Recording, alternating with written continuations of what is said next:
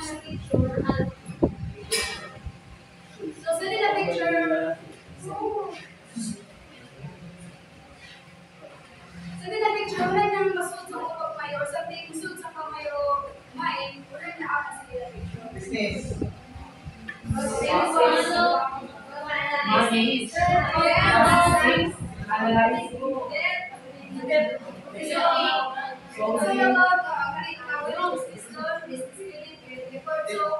in short nga, it's the one na siya na paper. And then, today, sa mga report, we're going to tackle about the collection letter. So, kung ang mag-prepare side niya, ano niya collection letters? What is the collection letter? Since yung mga tawag na ko is create ang collection. In idea.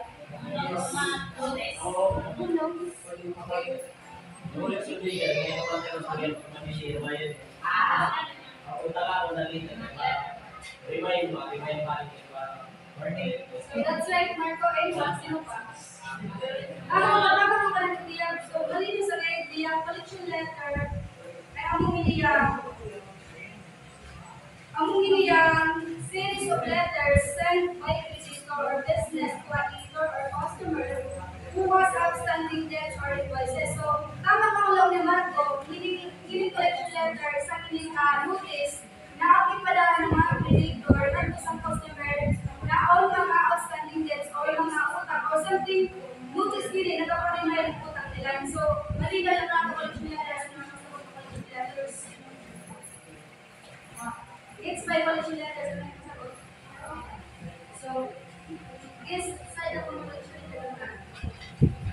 So, according sa book, yung collection letters are beyond questions that most difficult to write. So, nasa pano yung collection letters like law pa, beyond question that most difficult to write. Kasi kahit noon siya na, di mo ito lang na nagkakakat ang collection letters ng ganyan na mga qualify, something all of these mga guidelines or mga rules na uno-uno pa magbuwa ng collection letter. So according sa book, it's difficult to write because ano ba mga guidelines na dinasunod sa pagbuwa ng collection letters. So, in fact, failure on the part of the writer to prevent offending the customer causes more harm than good.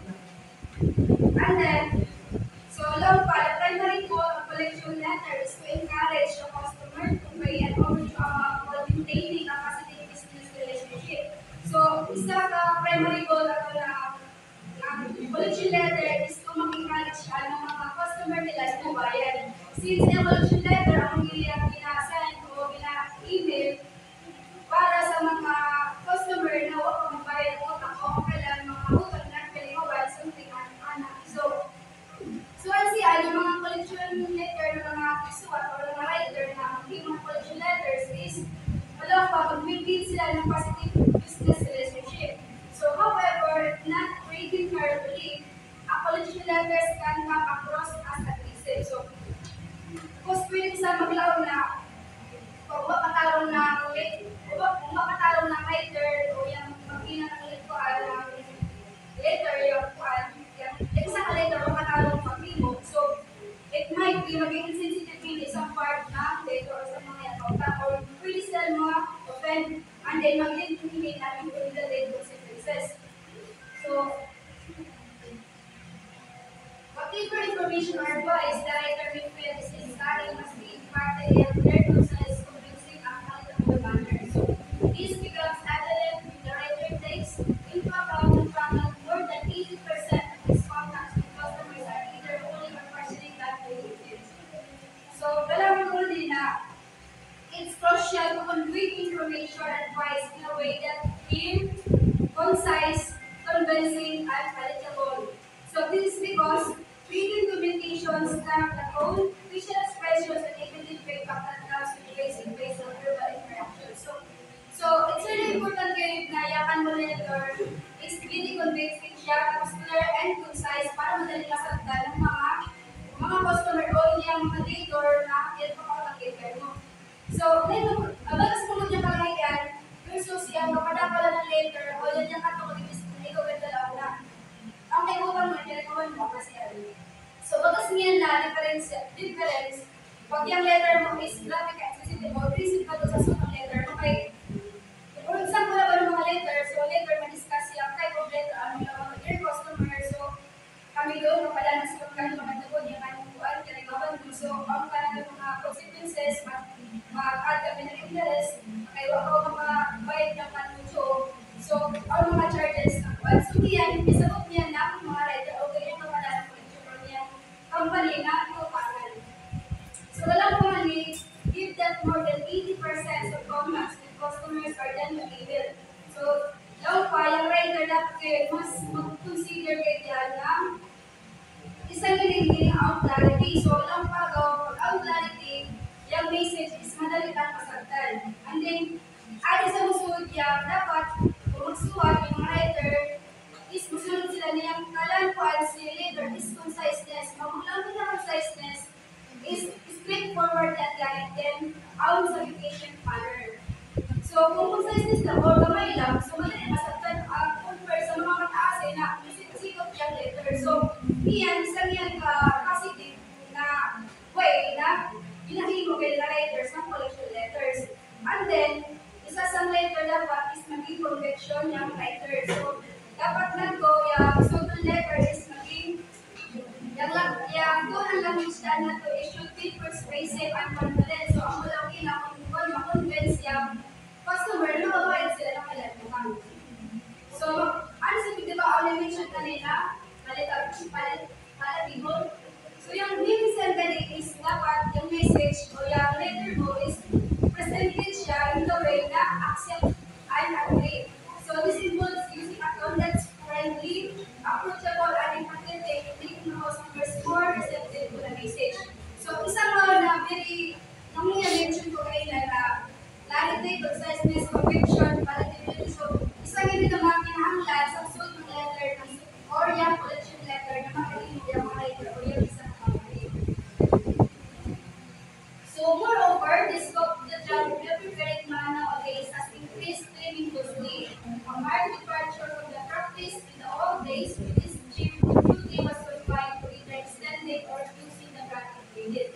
So, with the tremendous expansion of business within recent years, a credit man is much more than that. He must at times be a salary advisor or counselor, always ready and able to help those who are in financial difficulties to find ways and means by which they could make themselves out of their predicament.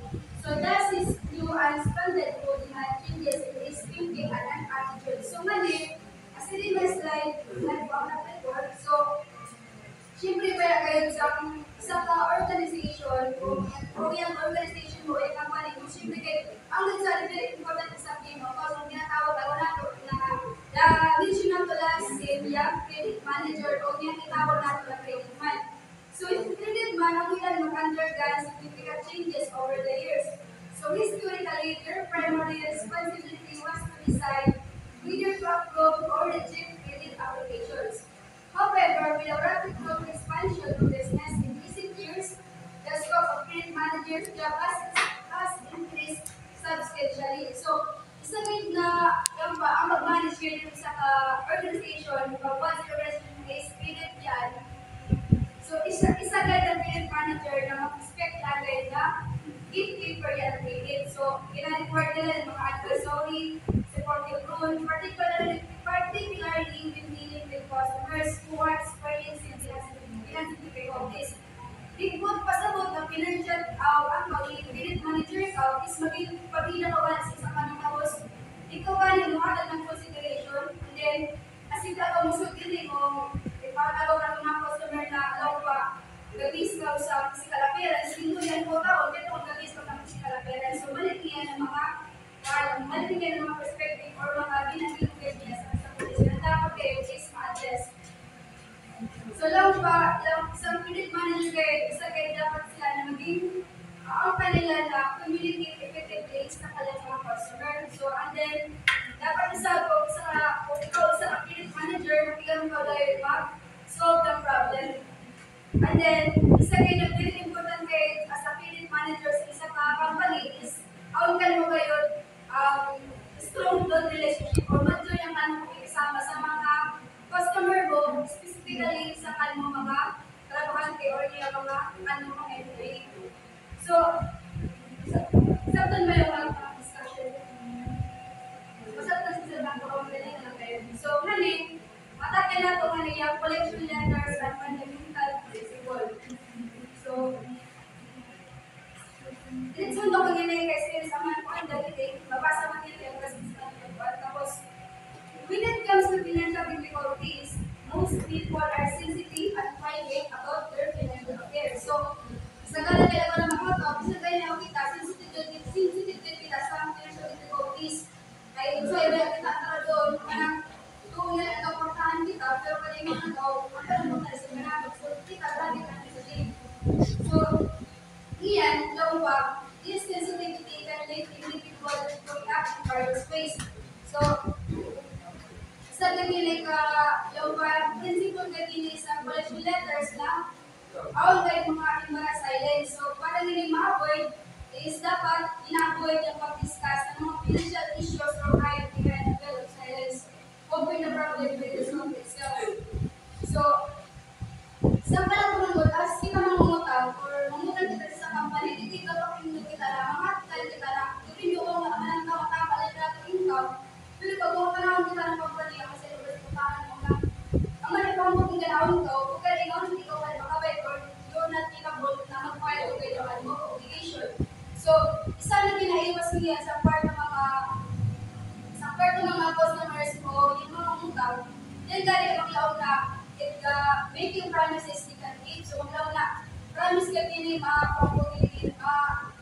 kabayaran ko gini na utang ko or mapapagiging na obligation ko. So, yan, ginakuha niya, di ba, ang ginawa-reduce ka dapat niya na mga behavior na sa as kung ano kita na mangutang kita sa kuwalang, bawal kita mag-promise, tapos pag ako ng panahon ka rin ngayon, iasa mo lang na, loko lola, gusto mo lola, pwede sabihin ba eh, kaya kamas yan. So, yung pag-pagod, yung collectors, pag-pagod ka rin ito, kaya takas mo. So, yan, ginabawal din na dapat sa kuwan, loko, kung ako ngayon, kung kakao, kung ikaw mong galing magbayad, or ikaw makita ng bayad, so, ay, nilapit ko lang, para hindi ko sabi lang kaya invitation, kasi isa makita. And then, when communicating with individuals who owe this, it's crucial to approach this condition with empathy and understanding. So, mali, ating iniya, lang pasang part sa mga nagpapautang, is dapat agaw mga manage yung pagkailan na maging avoid sila ng judgment. And then, mag-showing empathy sila, tapos daw pa kung lang showing empathy, ang ilang pag-acknowledge natin yung person's difficulties and express understanding which can help build trust and rapport. So, mali, daw po kayo, ang kita sumabot sa mga alam pa, ito na mo pa yan doon, tapos sa manangkuhan, ikaw sa mga doon, ikaw nakabayad, tapos balisod yan, magpahal ng kwarta, pero kung bumayad yan, so mag-judge ko rin na, hindi, makabayad yan sila pagkutang para masila, sa mga sampaan nila ng kaso, so balik yan ang mga behavior dapat sa kapal. So, as a good collector ko, i-discuss natin natin, is maging professionalism yung gapit sa trabaho nato, and then patience na ngayon. So, nani, as a good company or nandiyo ko kayo ng pautang, so dapat naging ina-offer ko kayo support. So, ikaw provide ko lang guidance, support ko kayo to qualify solution to their financial challenges. So, kung ikaw mo ba pautang, syempre ba yan, hindi mo pa naman kwarta, ito kasi sa minatawag sa itong yung utakan mo.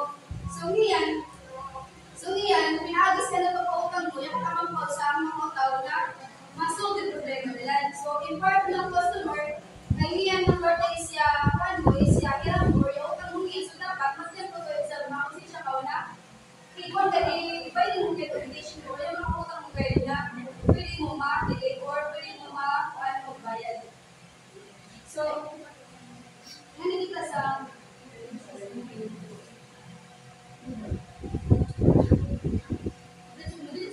leader's address bill must be devoid of any offensive, vulgar, profane, and insulting language.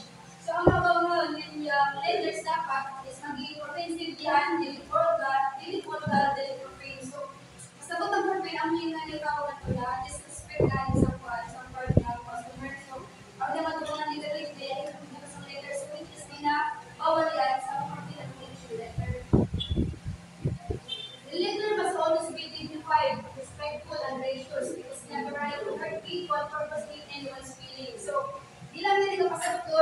lang or biscuit lang ba ng mga letter, so dapat tingnan later natin is respectful. Hindi lang sa collection letter, pwede lang sa mga love letter or naman mga letter.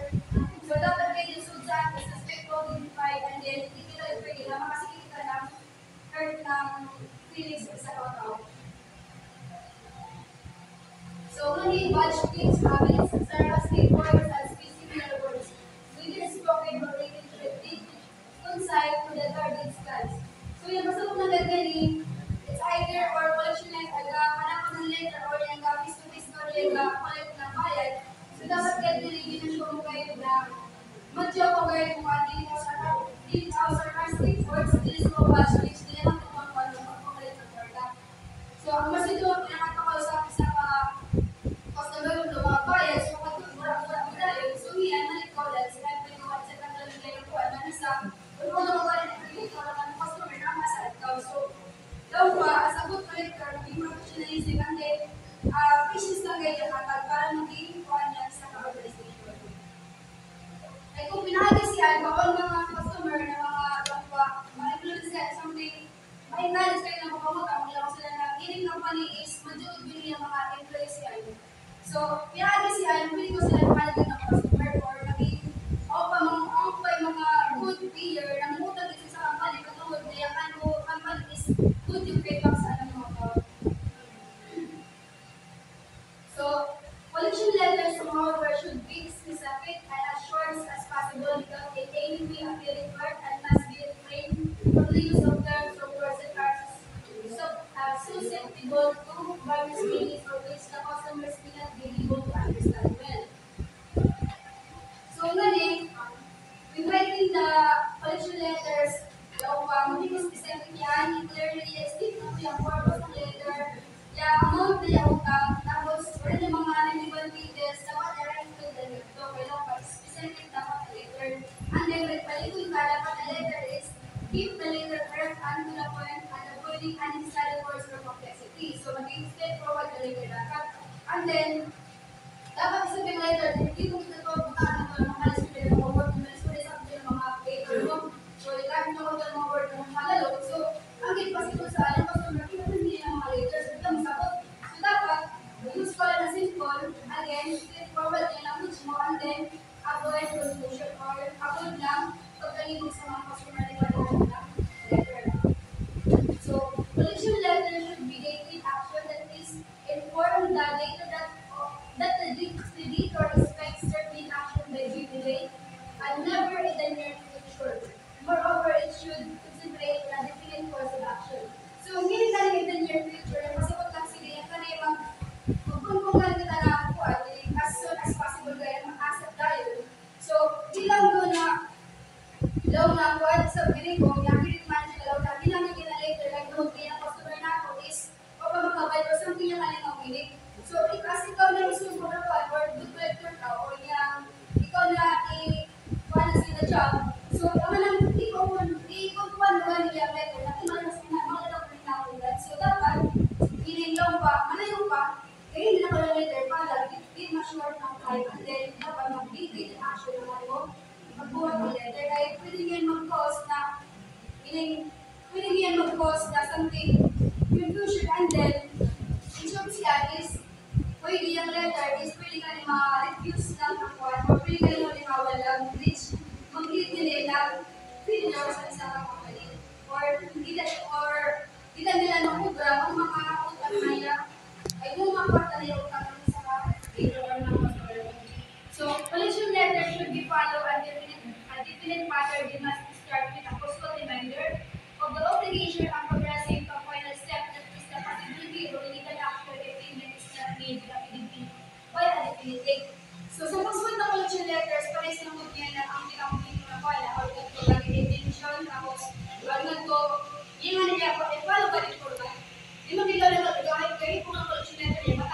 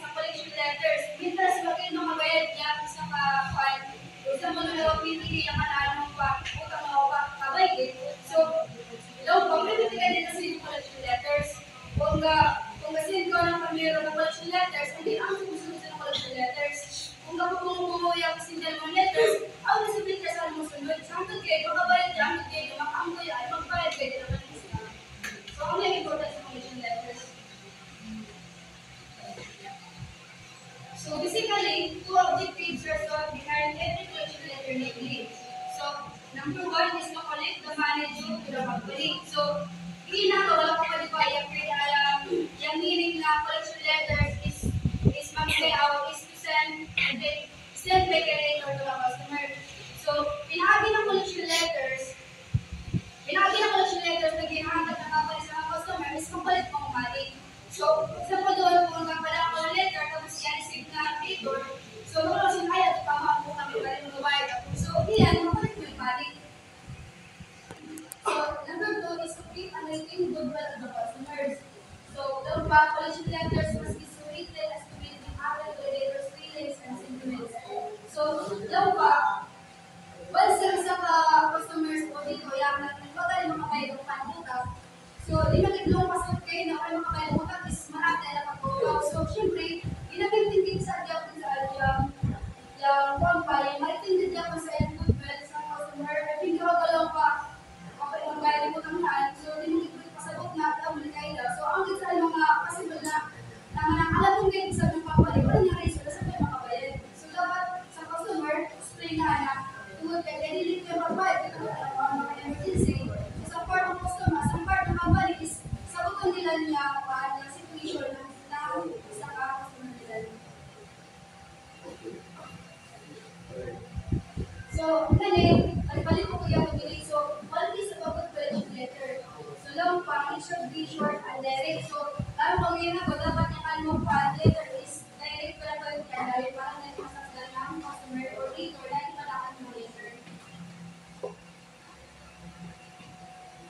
Sunod, dapat yung ano letter is it should use dating action. So, kung doon, for example, doon is March 27. So, 27 mo, wala ko ng suwat. So, 27 na tutulog ako. Tapos, dapat sunod ko yung statement ko sa modo na yung ano, 25 pa yung kananjo. So, statement ko na yung hindi mo na pa, hindi mo na sabi, hindi mo na ito sa 25 mo, hindi mo na daw. So, in-statement natin ang kasama na yung customer ay tama ka rin yung hindi mo so, ang nakakansaan, ang consequences, pag ikaw makakabot ng joke, makakaya mo sa mga mechanism ng charges na inaanin yung dalawa. So, ikatulo, dapat tuluyan, letter is it should be written for the customer's viewpoint. So, the issue should be made to understand that it's not only to advantage of the creditor, company, but also to his interest advantage that his obligation and be discharged from it. So, nga, reality so the fairness, not just only sa creditor, sa mga company, but also the creditor, hindi pala so, maging fair yan ko na, may bias ng kalimuan, kung makalawan ng suwat, so, hindi mo pag-iwan na ito, i-expect ko ikaw, and then, pinahagyan siya, so, ang din, masipot sa ng customer, mag-looking for, so, maging good clear, and respect for sa kanya, mga no response. So, dapat the letter that it should not be provide any cause or occasion to arouse the anger and bitterness of the customers. So, usually letters will not produce desired results. It could only generate envy and cause that instructions of goodwill which stop accompanying their will. So, dapat yung isang letters mo, ang nag-threaten ko sa simple ko yung mga kailangan ng letters sa customer, yung ginawa ko na, pag dito kayo makabay, pag dito ako, pataan ako sa mga, so, ginagawa ng ginagawa, ang dapat, dito kayo maging better, o dapat, ginagawa niya ang anger mo siya, bakit anger mo dapat, so, again, balik ko, is maging professionalism sa ang trabaho. And then, it should be revised periodically. Some companies suffer from the mistake of using the same standardized collection letters to all dealers regardless of whether business conditions are good or bad. So there seems to be little questions for the need of revising them and digitally resorted into of styles. So ngayon, importante rin sabihin na revise periodically lang pa ng letters dapat is naging review and then updated. Kung wala ka last year ng notice, last year pang out, so dapat yan, pag 2025 is ginareview niya or gina-update niya na letters. Tapos, using of dating or standardized letters can make any effective on the adjustment of papers. Kaya pa, pag man siyang dating is lang pa, una kayo pa nilang buwan, gusto ko ng buwan. So, inside yung sabi, ang conclusion niya sa mga kabutang letters. So, maging ang letters mo is dapat review and then updated. So, yung kasi it should have a humanistic approach. So, daw good collection letter should give the data respectability. So ako lang okay na dito proving respectability ang data sa susunod letter kung na-share ng leaders humanity and should empathy. So kaya pinagi siya ng pang individual trust, I encourage sa mga leader to respond positively o magmalakad ng leader. And then, it should follow a different pattern. Ang collection letter should be progressive, that is, we should progress from a possible measure to find notice that legal action will be taken if it is not received or eliminated. So lang po, sa collection letter, sa mga lang pagplana, na 180 days, yung nagpipilihan ng company, na dapila maximum nila sa pagbayaran or months na pagbayaran nila, hindi makabayad. So, ako sa mga legal action na ginawa sa labor, hindi sila maka-obligation na hindi magpakabayad. So, ika-audio, last qualities. So, it should be rated in such a way as to make it appear as if it were the last to be sent to the labor. So, this makes the labor think seriously about its obligations and includes him to pay the he is to escape the inevitable consequences. So, di ba may daw na kaya sa kalang kayo magkakatag ng notice o yung collection letter na daw. So, ang ito sa isa na nagpila sila kayo mag-send ng letter to get provided income. So, daw ba, pag andun din sa lasa sa anak, kung di kayo kumakuan, so, ano yung posibilidad sa sana, yung customer kayo or ng mga leader, yung kapatang, wala ka kaya sila na, ay, mas lama, kaya lang sila yung mga kamay, dapat kung hindi kumabay sila.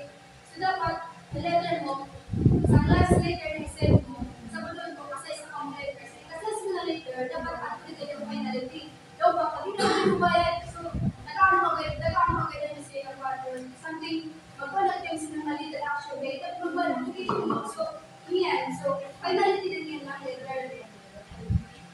So, dapat sa mga it should provide that this is the last opportunity for the letter to take action before further consequences. So, dapat isunod ng letter mga to, daw ba, dito kayo babay ng ano letter, so, ang hindi nila sa opportunity na makahatag kami ng notice, dito kayo magpapagad ng obligation, so, ang namin hatag kayo na consequences na.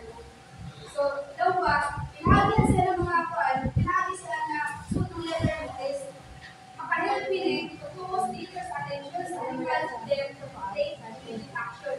So, ngayon sila nila yung finality at kanilang opportunity na mapayang at collection letter. Siyempre, yung leader na kano yung leader or yung customer mo is mag-commit ka sila action letter. Ay, gawin din.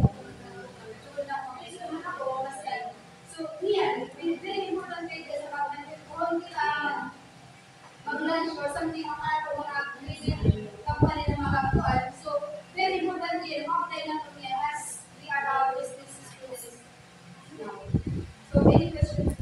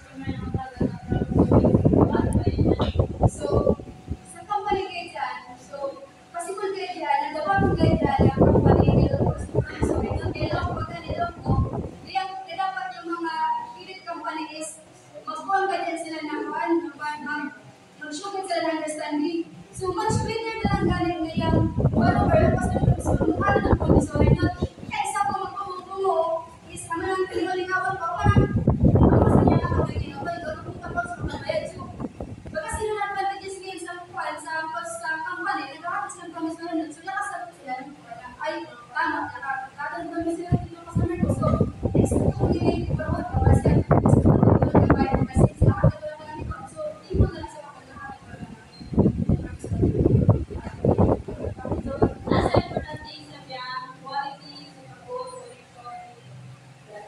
So, here, this is testimony nila. So, it is very important na mapalo ang ikabok ng mga collection letter. Kasi mo, ang magkaibigan na ginagawa, required yan na dapat yung collection letters, ang get good qualities na dapat clear, concise, yung yung pattern, and then, alam pa, kung mapalo mo tanong sa ako, is, ang part ng customer is madali na masabdan nila na may kalat sila magbayad, and then ito ang collection letter is pakulit mo mga utang na kayo likawan. So, pinalis sila niya, kung ito ang utang, siyempre, successful yan pa.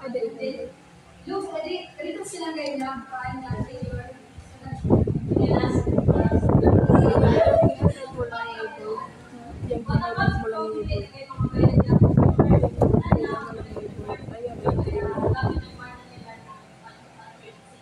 Diba? So, ito, tapos niya na part, nagbabayad mo na sa paan, tapos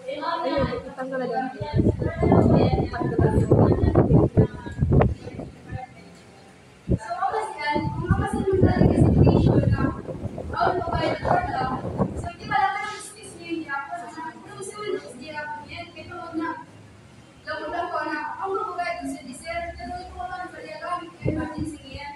So, yan, understanding yung hapon sa ng collector, alam lang na, sige ma'am, kung maka-padala ka ba, or sa meeting speak, kailangan ko pinapakalit ito, kasi kung yan makulit, ako sa diya madapot, so, as a good player for yourself, hindi po kayo doon, matagal ako ng excuses, matagal ako ng consideration na walang pro, kaya mga balis, yung kabakan tayo ako sa level 5. So, hindi mo kung sa nila, is understanding na din kapag, pero pa, kung ikaw kapit sa ano pa, sa wala mga notice, may nakakawin yung collection letters, first, second, third notice. So, if hindi mo kayo makabait na siya, so, niya, ang mga introduction kayo, hindi na bukas yun.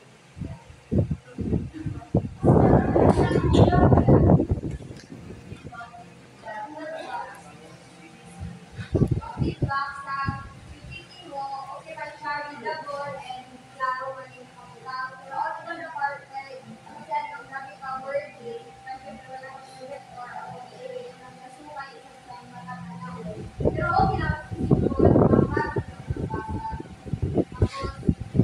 Mas ka mawagilap, sometimes may basa ka, hindi mo na sa answer mo, and sometimes hindi na masabda yung bigay mo pa, ipasa ko na nila. Tapos, kasi nakita ko, pero bigay na, teacher ka rin dapat namin yung teacher. So, ako na, dapat na, kaya interpretation, ako lang. So, sorry na mistake, mas kasama nila. Ako na dyan, ako na dyan lang sa papay. Ewan pa, ako na nagiging na lang, tapos sa puntiyaw, and then, if ever ako mga pronunciation na mamalit ko, so, sorry talaga kayo lang mo. Pero yung ka lang po